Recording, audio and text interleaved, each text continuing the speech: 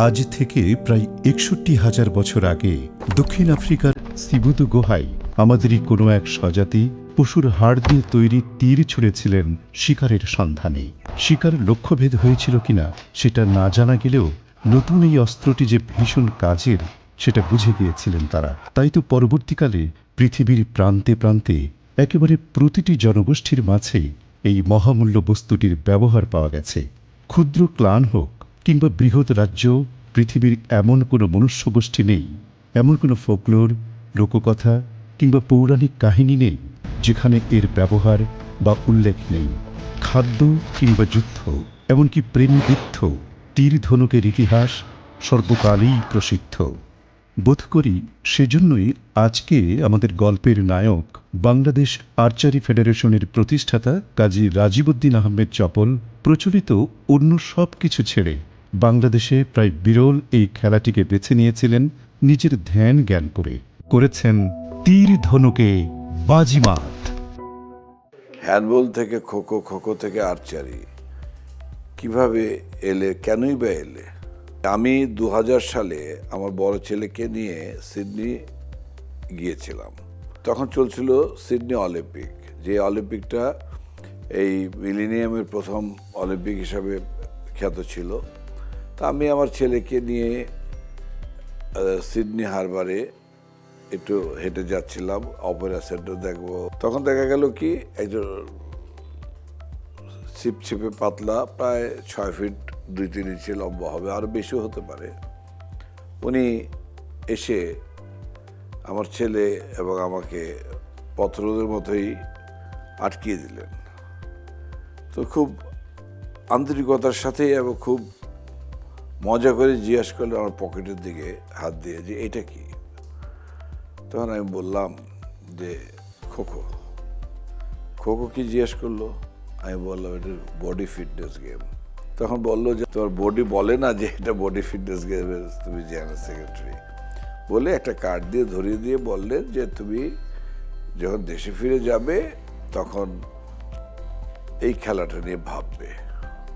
হঠাৎ করে 2002 সালে মে মাসে একটা ইমেল আসলো, আমি ঢাকা আসছি, 3 ঘন্টা ট্রানজিট আছে, তুমি আমার সাথে দেখা করো।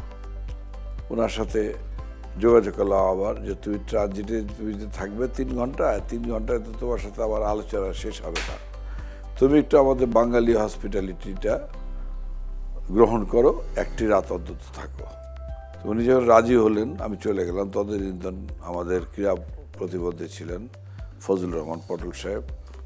আমি গিয়ে বললাম, পটল ভাই 29শে মে ওয়ার্ল্ড আর্চারি ফেডারেশনের সভাপতি সাহেব আসতেছে বাংলাদেশে। খুব ভালো কথা, তুমি কি করতেছো? তখন আমি বললাম যে এটা আমরা বাংলাদেশে করতে চাই। ঠিক আছে, ওটাকে বলে দাও আসো। আমি বললাম আপনাকে তো 29 তারিখ পুরো দিনটাই থাকতে হবে। মহিলা ক্রীড়া কমপ্লেক্স, একটা স্মরণীয় দিন, আর্চারি একটা ডেমনস্ট্রেশন হলো 29শে মে দুপুরবেলা। এটা দিয়ে কিন্তু আর্চারির যাত্রাটা শুরু, এবং আর্চারিতে আকর্ষণটা কিন্তু জিম স্টোনের কারণেই হয়েছে। যে উনি আমাকে যেভাবে উৎসাহিত করেছেন, উনি আমাকে বলেছে আমার সন্তান আছে, ছেলে সন্তানই আছে, কিন্তু তুমি আমার একজন সন্তান। সেই সন্তান কিন্তু এখন ওয়ার্ল্ড আর্চারি ফেডারেশনের সভাপতি নির্বাচিত। বাংলাদেশে থেকে একটা নতুন ইতিহাস সৃষ্টি হলো যে আমি হলাম ওয়ার্ল্ড আর্চারি এশিয়ার প্রথম তৃণমূল পর্যায়ের একজন সংগঠক। রাজীবউদ্দিন আহমেদ চপল ক্রীড়া জগতে, বিশেষ করে আর্চারিতে এক নামে উনি কিন্তু সারা বিশ্বে পরিচিত। এবং আপনারা জানেন 2025 সালের নভেম্বর মাসে ইলেকশন করে 41টা দেশের মধ্যে উনি এশিয়ান আর্চারি, ওয়ার্ল্ড আর্চারিতে প্রেসিডেন্ট নির্বাচিত হয়েছেন। আগামী 4টা বছর বাংলাদেশ এই এশিয়ার 41 দেশকে উনি নেতৃত্ব দেবেন। তার যেমন ব্যক্তিগত অর্জন, বাংলাদেশ আর্চারির অর্জন, সর্বোপরি এটা বাংলাদেশের অর্জন।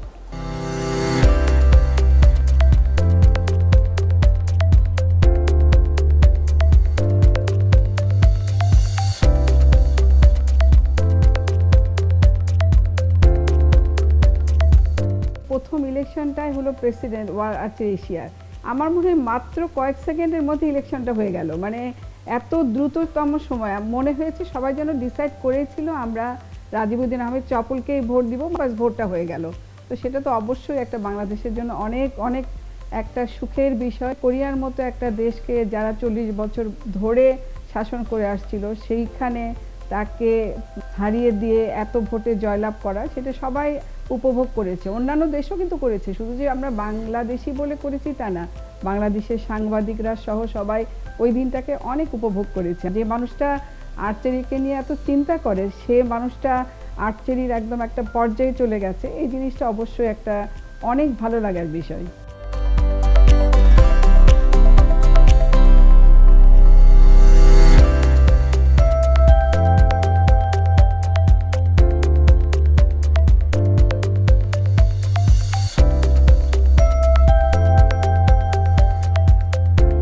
এই যে আমি যেখানে বসে এখন কথা বলছি, আমার সেই নিরিবিলি আরামবাগ, 122 পুরাতন 18 নতুন আরামবাগ, একটা ফ্লোর নিচে ছোট্ট একটা ড্রয়িং রুম, সেখান থেকে আমার আর্চারির শুভ সূচনা হয়। আমার যারা সহকর্মী ছিলেন সেই সময়কার শঙ্কর কুমার মণ্ডল এবং জয়নাল আবেদিন মজুমদার, আর একজন ছিল ডালু, আমাদের রাজশাহীর ছেলে ডালু। সে ভলিবলের সাথে সম্পৃক্ত ছিল, খোখোর সাথে ছিল, শঙ্করও আবার খোখোর সাথে এবং রেসলিংয়ের সাথে সম্পৃক্ত ছিল। আর জয়নাল আবেদিন মজুমদার ছিলেন আমার অফিসের, আমাদের কোম্পানির স্টোর ম্যানেজার। উনি অ্যাকচুয়ালি আমার এই খেলাধুলা বেশি উৎসাহিত করতেন আর কি। যে খেলাটাই হোক না কেন, সেটা খোখো, আর্চারি, প্রথম খেলায় যখন এটা অ্যাসোসিয়েশন থাকে বা ফেডারেশন থাকে, তখন কিন্তু কোনো অফিস থাকে না। তো সুতরাং সবগুলোর অফিসই দেখা যেত যে এই আরামবাগে যত মিটিং হতো, খাওয়া দাওয়া যেটা হোক বা যে কোনো কথাবার্তা, সবগুলো কিন্তু এই আরামবাগ কেন্দ্রিক।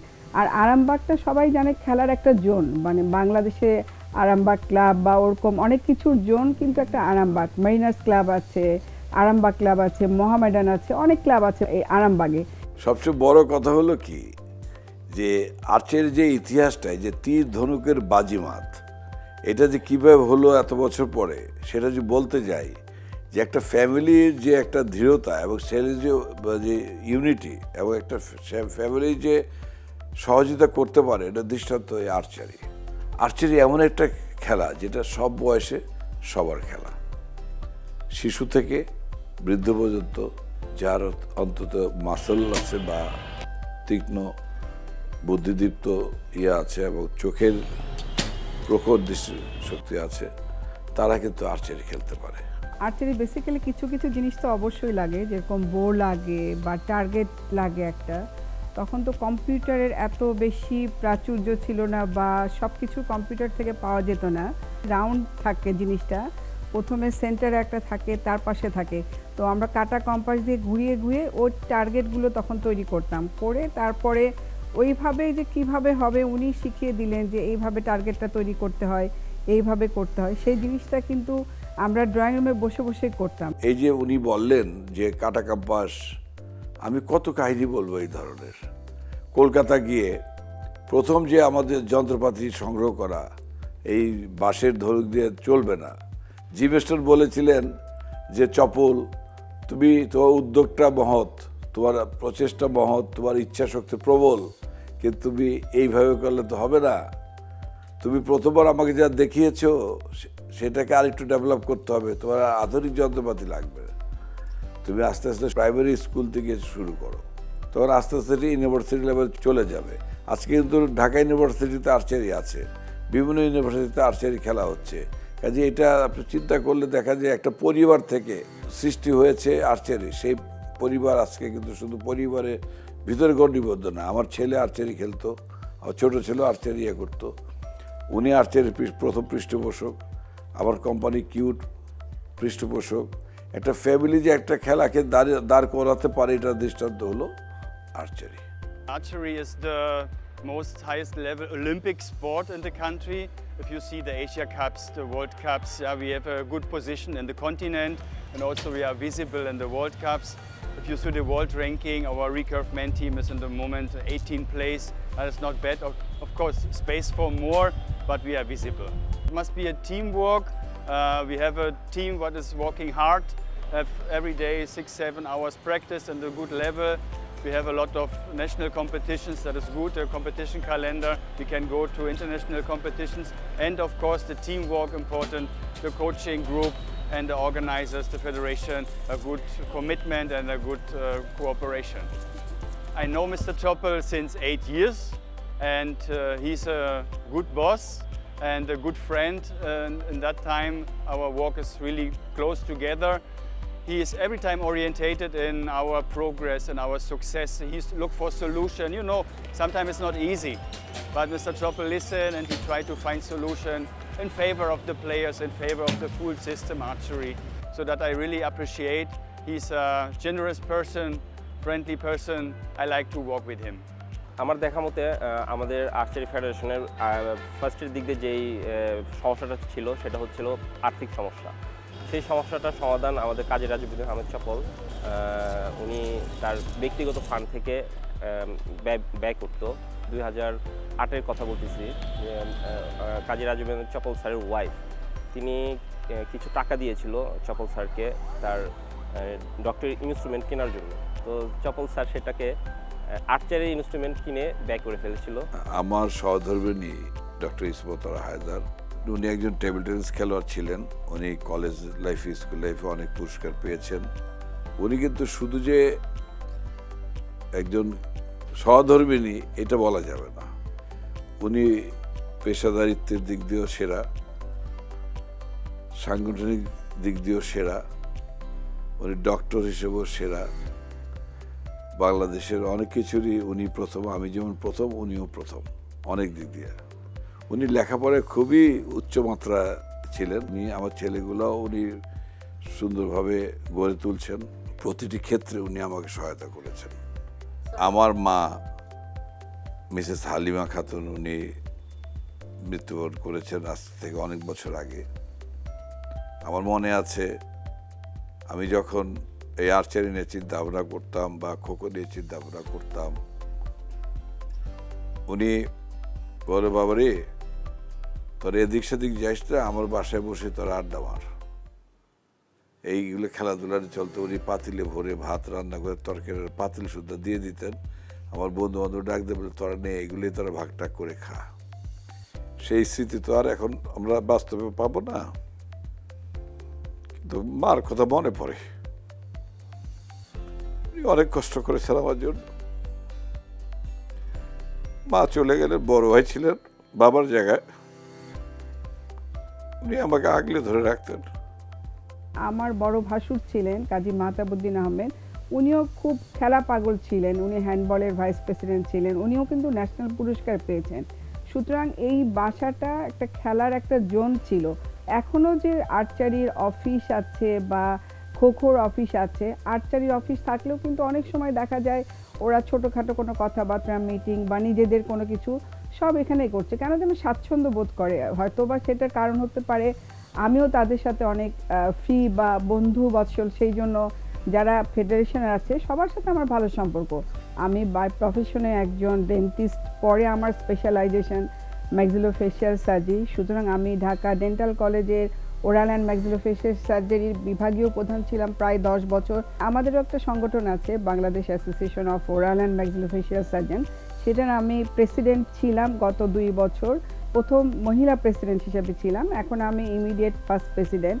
তো সুতরাং ওখানেও আমি ব্যস্ত থাকি, প্লাস আমি বাংলাদেশ মহিলা ক্রীড়া সংস্থার কিন্তু ভাইস প্রেসিডেন্ট। আর উনি তো আছেন সারাক্ষণই খেলাধুলা নিয়ে, উনি তো নিজে একজন ব্যবসায়ী, কিন্তু ব্যবসার অনেক ক্ষতি হয়তো বা হয়, কারণ হয়তো দেখা যেত অফিসে না যে ফেডারেশনে গেছে বা কোনো ইয়েতে গেছে।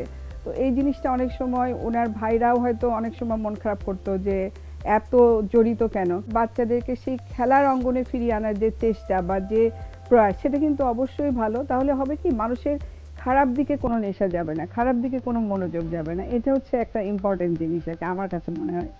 ছোটবেলায় যখন দেখতাম আব্বু আসলে খোখো এবং আর্চারির সাথে, এটা আমাকেও অ্যাকচুয়ালি মনে প্রশ্ন করতেন যে তখন অলরেডি ফুটবল, ক্রিকেট বাংলাদেশে অলরেডি এস্টাবলিশ একটা স্পোর্ট, কিন্তু তখনও বুঝে উঠতে পারিনি। কিন্তু যতদিনে বড় হচ্ছি তখন মাথায় আসলো যে আব্বু আসলে চ্যালেঞ্জেস নিতে অনেক পছন্দ করে।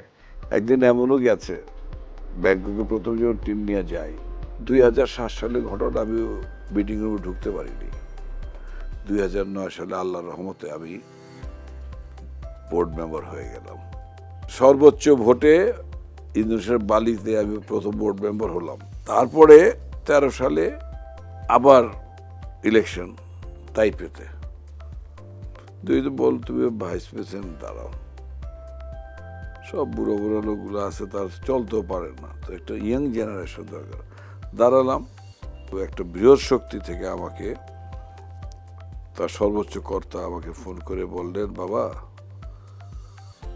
তোমার তো বয়স অল্প, আমাদের একজন দাঁড়িয়েছেন, তাকে তুমি সমর্থন দিয়ে ছেড়ে দাও। আমি এইভাবে উইথড্র করবো না, আমি কংগ্রেসে অবস্থা বুঝে আমি আমার নমিনেশন পেপার উইথড্র করব। আমি কংগ্রেসে ঢুকলাম। আমার যে প্রতিদ্বন্দ্বী, যিনি আমার যার ছেড়ে, তাকে বললাম আপনি পাস করবেন, যেহেতু আমি সমর্থন দিয়ে দিয়েছি। কিন্তু আমি অ্যাজ এ বোর্ড মেম্বার যা ভোট পাবো তার অর্ধেক ভোট আপনি পাবেন না সন্দেহ। আল্লাহর কি রহমত, উনি আর এক ভোট কম পেলে উনি ফেল করতেন, আর আমি বোর্ড মেম্বার হিসেবে আমি চলে গেলাম ফার্স্ট। ওই আবার এগেইন আমি ফার্স্ট। আমি যখন বাবাকে কাজ করতে দেখি, তখন আমি দেখি যে সে কত চ্যালেঞ্জ ফেস করে, কত সময় ইনভেস্ট করে এটার পিছে কাজ করছে, এবং যতক্ষণ না দিনের কাজ দিনে শেষ হয় সেটা ছাড়ে না, সেটাকে অ্যাচিভ করেই ছাড়ে। তো আমিও পরে এটা দেখে আমিও শিখেছি যে ইনশাল্লাহ যদি আমি পরে ক্রীড়া সংগঠক বা এরকম কিছু হতে চাই বা করতে চাই, তখন আমারও এরকম চ্যালেঞ্জ ফেস করতেই হবে, এবং বিভিন্ন চ্যালেঞ্জ আসবে যেটা দেখে আমার হার মানলে হবে না, এর পিছিয়ে কাজ করে আমাকে এটা অ্যাচিভ করেই ছাড়তে হবে। এটা আমি বাবাকে দেখে শিখেছি, এইভাবেই বাবা আমাকে ইন্সপায়ার করেছে। বাংলাদেশে আর্চারি ও কাজী রাজিউদ্দিন আহমেদ চপল সমর্থক শব্দ। বাংলাদেশে আর্চারি বিগত 20 বছরে হাঁটিহাঁটি পাপা করে এগিয়েছে, এবং বাংলাদেশের অন্য যে জনপ্রিয় খেলাগুলো রয়েছে সেই খেলাগুলোকে সাফল্য, সাংগঠনিক দক্ষতা, স্বচ্ছতা সকল কিছু মিলিয়ে আর্চারি একটা ভিন্ন উচ্চতায় প্রবেশ করেছে।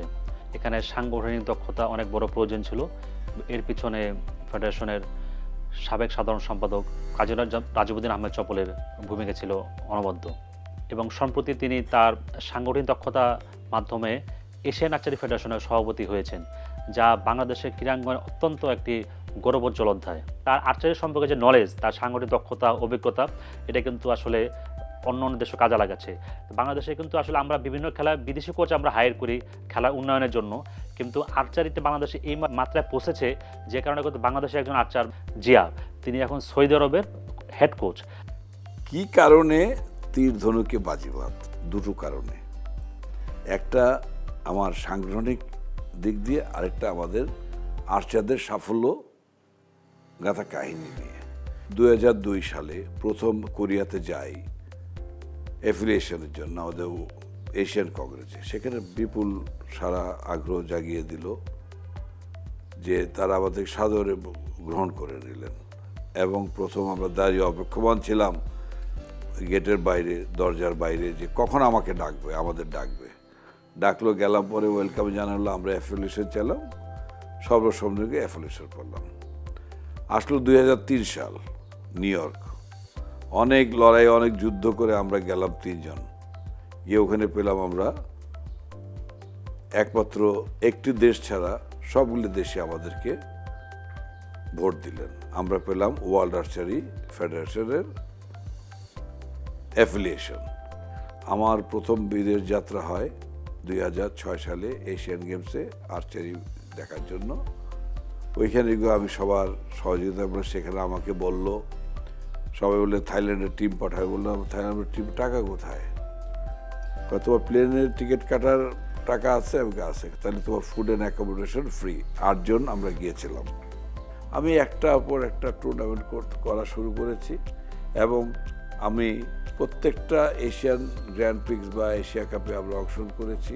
বাংলাদেশের ভালো রেজাল্ট। প্রথম জন গোল্ড মেডেল পাইল 2007 সালে সাজ্জাদ। 7 সালে কিন্তু আমি ফিরে আসলাম, ঢুকতে পারিনি। 9 সালে কিন্তু আমি বোর্ড মেম্বার হিসেবে ঢুকেছি। ওইখানে আমাদের মিলন, গোল্ড পেয়ে ইয়ুথ অলিম্পিকে সরাসরি খেলার সুযোগ পেল এবং ইয়ুথ অলিম্পিকে কিন্তু সে সেমিফাইনালিস্ট, 1 পয়েন্টের জন্য ব্রোঞ্জ মেডেল পায়নি। 2017 সালে ঢাকা রেডিসন হোটেলে আমাদের যে কংগ্রেস হলো, নির্বাচন হলো, সেই নির্বাচনে আমার কোনো ধারণাই ছিল না, যেখানে আমি ভাইস প্রেসিডেন্ট হওয়া নিয়ে সংগ্রাম করছিলাম, সেখানে আমি 28টা ভোটের মধ্যে 28টা ভোট পেয়ে আমি প্রথমবারের মতো বাংলাদেশের একজন আর্চারি কর্মী ফার্স্ট ভাইস প্রেসিডেন্ট নির্বাচিত হইল। 2025 সালে প্রেসিডেন্ট পদপ্রার্থী আমার যে প্রতিদ্বন্দ্বী, ওনার যে ক্ষমতা বা ওনার যা আর্থিক ক্ষমতা আমাদের চেয়ে তো অনেক গুণ বেশি। হুন্দাই গ্রুপের নাম শুনেছেন, তাদের পক্ষ থেকে 40 বছর তাদের শাসনামল ছিল আমাদের আর্চারির প্রেসিডেন্সির। একটা রেকর্ড হয়ে গেল যে টোটাল 38টি ভোট ছিল আমাদের সেই মহেন্দ্রক্ষণে, যেটা কেউ ভাবতে পারে না যে এত ব্যবধানে আমি জয়লাভ করব। ভোটের ব্যবধানটা ছিল 38-এর মধ্যে আমি পেয়েছি 29, আমার প্রতিদ্বন্দ্বী উনি পেয়েছেন 9 ভোট। ধারাবাহিকভাবে আমরা প্রতি বছরই বড় বড় টুর্নামেন্টগুলো বাংলাদেশে করছি এবং আমাদের অংশগ্রহণ বাড়িয়ে দিয়েছি। আমাদের সফলতা আসতে শুরু করলো, আমরা ওয়ার্ল্ড র্যাঙ্কিংয়ে আমাদের দেশ অনেক এগিয়ে যাওয়া শুরু করলো। সেই 10 সাল থেকে ইয়ুথ অলিম্পিক কোয়ালিফাই করে মিলন, 12তে গেল মিলন, 16তে গেল শ্যামলী রায়, 20-এ একটা ঐতিহাসিক ঘটনা ঘটলো, ওয়ার্ল্ড চ্যাম্পিয়নশিপে ব্রোঞ্জ মেডেল পেয়ে অলিম্পিক কোয়ালিফাই করলো রোমান সানা। 20-এর অলিম্পিকে খেলতে গেল রোমান সানা, ওই সেখানে ভালোই খেললো। এরপর কিন্তু আপনার 24-এ আবার পেল কি সাগর ইসলাম, সে কোয়ালিফাই করলো। তারপর কি ঘটলো কি, প্যারা আর্চারি শুরু করেছি, সেইখানে মাত্র 8 মাসের প্রশিক্ষণে আমাদের ঝুমা প্যারা অলিম্পিক কোয়ালিফাই করলো। 2টা সাফল্য কিন্তু সাংগঠনিক এবং খেলোয়াড়। এই সাফল্য শুধু ব্যক্তি কোনো বিশেষে এটা না, এই কৃতিত্বটা পুরো বাংলাদেশের। আমি 2014 সাল থেকে আর্চারি করতেছি। আমি ন্যাশনাল টিমে আছি 2016 সালের লাস্টের থেকে এই পর্যন্ত। আমাদের আর্চারি ফেডারেশন খুব ভালো একটা পর্যায়ে এখন আসছে, আমরা আল্লাহর মতে ভালো করতেছি, ভালো রেজাল্ট দিচ্ছি। সেখানে আর্চারি ফেডারেশনের চপল স্যার আছে, সে অবশ্যই ভালো একজন স্যার, আমাদের অনেক সাপোর্ট দেয়, আমাদের অনেক উৎসাহ করে, অনেক কিছু বুঝায় বা আমাদের ভবিষ্যতে কি হবে সব পরিকল্পনা উনি করে ফেডারেশন সম্পর্কে। 18 সাল থেকে খেলাধুলা শুরু করে 2021 সালে জাতীয় দলের সুযোগ পাই। তখন আমি আর্চারি ফেডারেশনের সাধারণ সম্পাদক হিসেবে কাজী রাজিবউদ্দিন আহমেদ চপল স্যারকে পাই। ওনার হাত ধরে প্রথম দুবাইয়ের শারজাতে আমরা খেলতে যাই, ওইখানে আমরা দলগত রৌপ্য পদক পাই সর্বপ্রথম। তার পরবর্তী সময়ে ইরাকে আমরা খেলতে যাই, আমার 3টা পদক ছিল ওইখানে, দলগত, ব্যক্তিগত এবং মিশ্র ইভেন্টে। সর্বশেষ ব্যাংককে আমরা যখন খেলতে যাই তখনও স্যার সাথে ছিলেন, আমাদের কাছে ছিলেন। তখন আমরা গোল্ড পদক পাই, স্বর্ণপদক পাই ব্যাংককে, ভিয়েতনামকে হারিয়ে। আমাদের আসলে আর্চারি খেলার পিছনে আমাদের সর্বসাফল্যে চপল স্যারের অনেক অবদান। বাবা শুধু আমাদের না, উনি ক্রীড়াঙ্গনকেও উনি নিজের একটা পরিবারই বানিয়ে ফেলেছেন এবং আমরাও বানিয়েছি, আমি বানাচ্ছি। তো ওই মায়াটা, ওই বন্ধনটা সবচেয়ে বেশি স্পেশাল, ওটা সবচেয়ে বেশি ভালো লাগে। যে কোনো কর্মক্ষেত্রে সেফটি এবং কনফিডেন্সটা সবচেয়ে বেশি জরুরি। যে মেয়েরা স্পেশালি যারা হচ্ছে গিয়ে খেলাধুলায় যায়, সেই মেয়েদের জন্য এই জিনিসগুলো আরও অনেক বেশি জরুরি। আমি মনে করি যে আর্চারিতে মেয়েদের এই সাফল্যর কারণটাও এখানে, যে ওরা সেই সেফটি, ওই কনফিডেন্সটা ওরা এখানে পেয়েছে। আলাদা ডরমিটরি, আলাদা খাওয়া থাকার জায়গা, ওই আত্মবিশ্বাসটা, ওই সুরক্ষাটা যেহেতু ওরা পেয়েছে, যে কারণে ওরা এত ভালো করতে পেরেছে এবং আশা করছি যে ওরা আরও ভালো করবেন। আমার জীবনের প্রথম যে পুরস্কারটি আমি পেয়েছি আমার কৃতিত্বের জন্যে, বাংলাদেশ স্পোর্টস জার্নালিস্ট অ্যাসোসিয়েশন থেকে 2003 সালে, আমার পথ চলা শুরু পুরস্কার প্রাপ্তিতে। সেরা কৃতিত্বের জন্য আমার আর্চারি উন্নয়নের জন্য আর্চারির সংগঠক হিসাবে আমি রাষ্ট্রীয় পুরস্কারে ভূষিত হলাম 2012 সালে। তারপর আস্তে আস্তে পথ চলা শুরু হলো। বিভিন্ন ছোটোখাটো অনেক কিছু আমি সার্টিফিকেট পেয়েছি এবং আমার কাজের কৃতিত্বের স্বীকৃতি আমি পেয়েছি। আরেকটি দিন আসলো যেটা 2018 সালে ক্রীড়া লেখক সমিতি, যেটা বিএসপিএ বলে, তারাও আমাকে সেরা সংগঠক হিসেবে স্বীকৃতি দিয়েছিল।